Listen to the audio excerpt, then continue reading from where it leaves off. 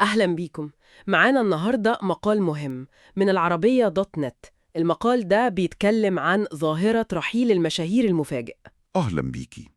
فعلا موضوع حساس وبيأثر فينا كلنا. بالظبط، مش مجرد خبر بنقراه وخلاص، لأ، دي بتبقى صدمة بنحس بيها كلنا.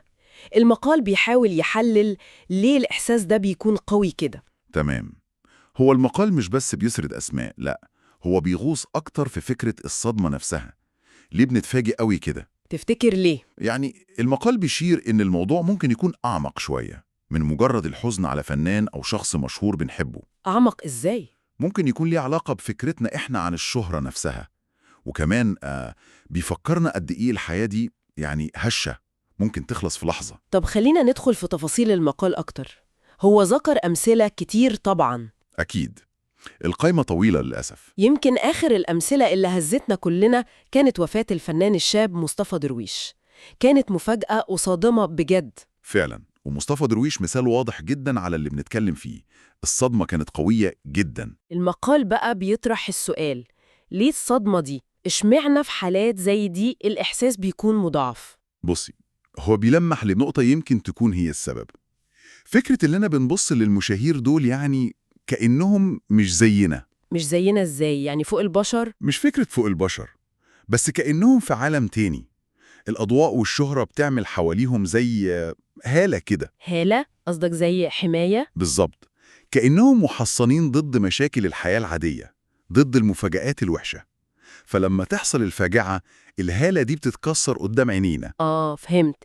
يعني الصدمة بتيجي من كسر الصورة دي، إننا فجأة بنشوفهم بشر عاديين. تماما. بنشوفهم فجأة زينا بالظبط، معرضين لنفس النهايات اللي ممكن تحصل لأي حد فينا.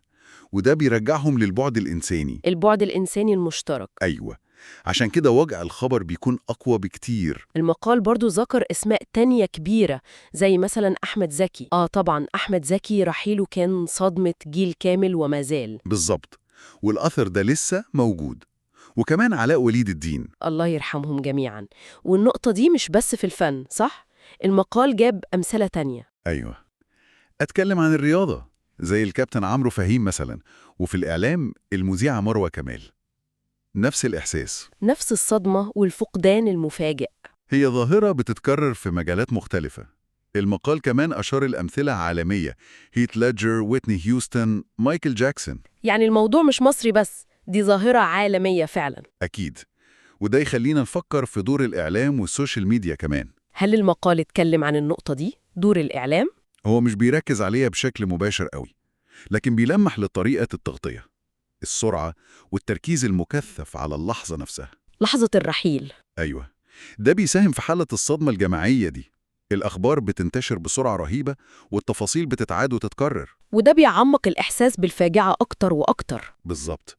التغطية الإعلامية بتلعب دور كبير في تشكيل رد الفعل العام ده. طب هل الصدمة دي مجرد رد فعل عاطفي وقتي، ولا ليها بعد أعمق شوية؟ المقال بيلمح إن ليها بعد أعمق، إن الأحداث دي برغم قسوتها بتخلي الناس تقف وتفكر. تفكر في إيه بالظبط؟ في معنى الحياة نفسها، الموت، قيمة الوقت، إن كل واحد فينا وجوده هش. يعني مش مجرد حزن على الشخص اللي راح. لا، هي واقفة مع الذات.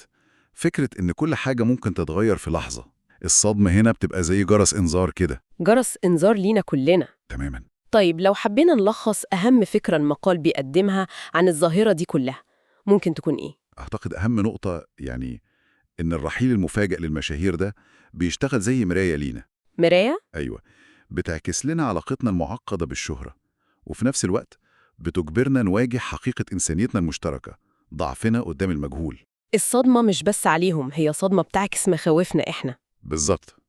بتعكس مخاوفنا وتساؤلاتنا إحنا كمان. فعلا تحليل مهم وبيخلينا نشوف الموضوع بشكل مختلف تماما. وفي نقطة أخيرة ممكن نفكر فيها بعدين. اتفضل. هل التركيز الإعلامي الكبير قوي ده على لحظة الرحيل وبتفاصيلها الصادمة أحياناً ممكن يخلينا ننسى إيه؟ ننسى المسيرة الطويلة للشخص ده، إنجازاته اللي عاش يقدمها؟